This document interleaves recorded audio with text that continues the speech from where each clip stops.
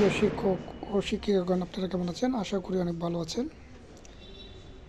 আপনারা অনেকে আমাকে মেসেঞ্জারে, হোয়াটসঅ্যাপে এবং সোশ্যাল মিডিয়ায় মেসেজ করে যাচ্ছেন আপডেটের জন্য। আসলে দেখেন, আমি আমার সংগঠনের পক্ষ থেকে আজকে অর্থ মন্ত্রণালয়ে গিয়েছিলাম। আমাদের রুটিন মাফিক কাজ এটা সংগঠনের, সে উদ্দেশ্যে আজকে যাওয়া হয়েছিল আমাদের যে অর্থ মন্ত্রণালয়ে। যেহেতু আমি অর্থ মন্ত্রণালয়ে গিয়েছি, সেহেতু যারা শিক্ষক, যারা জ্ঞান রাখেন, তারা বুঝতে পেরেছেন যে এখনও পর্যন্ত অর্থ মন্ত্রণালয়ে আমি কেন গেলাম। অর্থ মন্ত্রণালয় এখনও পর্যন্ত ফাইল ছাড়লো না, তাই প্রকাশ কিভাবে হবে। আর আপনারা গত সপ্তাহে আমি একটি ভিডিও আপলোড করেছিলাম, সেই ভিডিওতে বলেছিলাম, গত সপ্তাহে যে গিয়েছিলাম সেই ভিডিওতে আমি বলেছিলাম যে 8 তারিখে গিয়েছিলাম, 9 তারিখে গিয়েছিলাম। সেই সেই ভিডিওতে আমি বলেছিলাম, তারা আমাকে আশ্বস্ত করেছিল, অনেক চাপ সৃষ্টি করার পরে আশ্বস্ত করেছিল যে বৃহস্পতিবার থেকে সামনের বৃহস্পতিবারে হতে পারে। তারা এই কথা বলেছিল। অনেকে আমার আমার আমার এই কথাটা বলে যে এই সপ্তাহ না ওই সপ্তাহ। আরে ভাই, আপনারা যারা আমার ভিডিও দেখেন, আমি জানি ওই যে যারা লেখে আমার বিপক্ষে তারা বেশি করে, এই যে তারা বেশি আমার ভিডিও দেখে, হ্যাঁ, তারা দেখে বলেই তো তারা ওই কথাগুলো নোট করতে পারে। হ্যাঁ, তাদেরকে আমি বারবার বলবো, দেখেন, আল্লাহ তাআলা আপনাদেরকে সুবুদ্ধি দান করুক। নিজে তো কখনো কোনো কাজ করবেন না, আরেকজনকে করতে নিরুৎসাহিত করেন। হ্যাঁ, এই আর কি, এই হলো আপনাদের স্বভাব, ক্যারেক্টার, চরিত্র। যারা শিক্ষক সমাজের জন্য কিছু করতে পারে না, তারা এসব করে। কারণ তারা হলো কি আর বলবো। হুম, যাই হোক, কথা না বাড়িয়ে আজকের কথাগুলো বলি। আজকে অর্থ মন্ত্রণালয়ে যাওয়ার পরে আমি অর্থ মন্ত্রণালয়ে যে আমাদের প্রশাসনিক কর্মকর্তা যিনি আছেন, তিনি গত সপ্তাহে ছুটিতে ছিলেন। সরি, গত সপ্তাহে নয়, চলতি সপ্তাহে ছুটিতে ছিলেন। উনি আজকে আজকে এবং কালকে 2টা দিন কাজ করার সুযোগ পেয়েছেন। উনি বলেছেন যে আমি আসলে দেখেন, মানুষের হঠাৎ করেই যে ছুটি প্রয়োজন হয়, লিভ হতে পারে। ওনার কী কারণে ছুটি নিয়েছেন, কেন ছুটি নিয়েছেন, এসব কারণ আপনাদেরকে বলার প্রয়োজন আমি মনে করি না। প্রত্যেকটা মানুষেরই ব্যক্তিগত লাইফ আছে, ঠিক আছে? আপনাদের মতন নয়। যারা আমার বিপক্ষে লেখেন তাদেরকে বলি, হ্যাঁ, আপনারা যদি শিক্ষক হন, শিক্ষক হয়ে শিক্ষকের মতন করে লেখেন। হ্যাঁ, সমালোচনা অনেকভাবে করা যায়, হ্যাঁ, কিন্তু শিক্ষক হয়ে শিক্ষক অ্যাজ এ পশুর মতন আচরণ আপনারা করবেন না, ঠিক আছে? যাই হোক, যারা করেন যারা করেন তাদের উদ্দেশ্যে এই কথাগুলো বলা, ঠিক আছে? কাজ করে দেখান, কাজ করে সমালোচনা করেন, ঠিক আছে? কথায় সমালোচনা করেন। শিক্ষক মানুষ, সে শিক্ষক হিসেবে আপনি যেভাবে সমালোচনা করা দরকার সেভাবে করেন, ঠিক আছে? একেবারে ইয়া করেন। আর আমি কি আপনাদেরকে বলছি যে সামনের সপ্তাহে ফাইল প্রকাশ হয়ে যাবে? আমি বলেছি, তারা আমাকে এই কথাটা বলেছে। এখন দেখেন, সে চলতি সপ্তাহে ছুটিতে ছিল, এখন ব্যক্তিগত কাজে ছুটিতে চলে গেছে।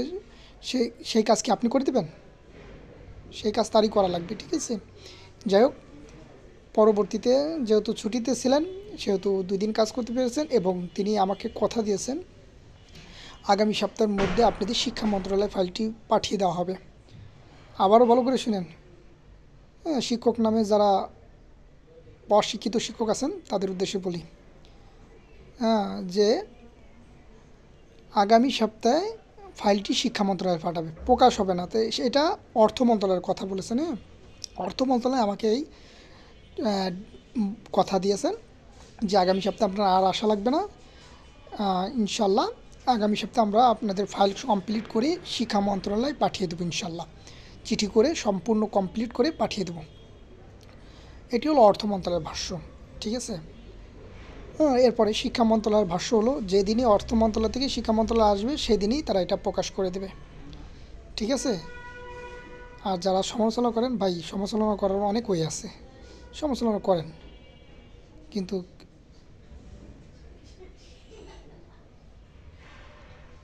কাজ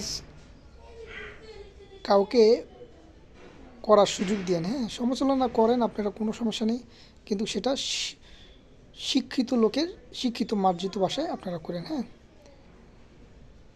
একেবারে আর কিছুই বলতে চাই না। যাই হোক, বরাবর আমি যাই বলি না কেন আপনাদের জন্য কাজ করে যাচ্ছি। আর যারা মেসেজ করেন, হ্যাঁ, দৈনিক মেসেজ করেন, আসলে দেখেন, একটা তথ্য ইনফরমেশন না পেলে আমি সেই তথ্য ইনফরমেশন শেয়ার করি না, ঠিক আছে? আমি যে তথ্যটা পাই সেই তথ্যটা শেয়ার করি এবং তথ্য পাওয়া না, আমি চাপ সৃষ্টি করি, চাপ সৃষ্টি করে তাদের কাছ থেকে আদায় করে নিই। হ্যাঁ, আরে ভাই, আমি ছাড়া কি আপনারা আদায় করতে পারেন না? ঠিক আছে, এই পর্যন্ত যতগুলো ইনফরমেশন দিচ্ছে, আমার ইনফরমেশন নিয়ে আপনারা লাফালাফি করেন কেন? নিজে একটা ইনফরমেশন নিতে পারেন না ভাই? নিজে একটা কাজ করতে পারেন না? আসেন, আপনি সচিবালয়ে আসেন, ঢোকেন, যোগাযোগ করেন, স্যারদের রিকোয়েস্ট করেন। আমাদের মতন অনেক বড় বড় লিডার আছে, ঠিক আছে? আমাদের থেকেও বড় বড় সংগঠনের লিডাররা আছেন।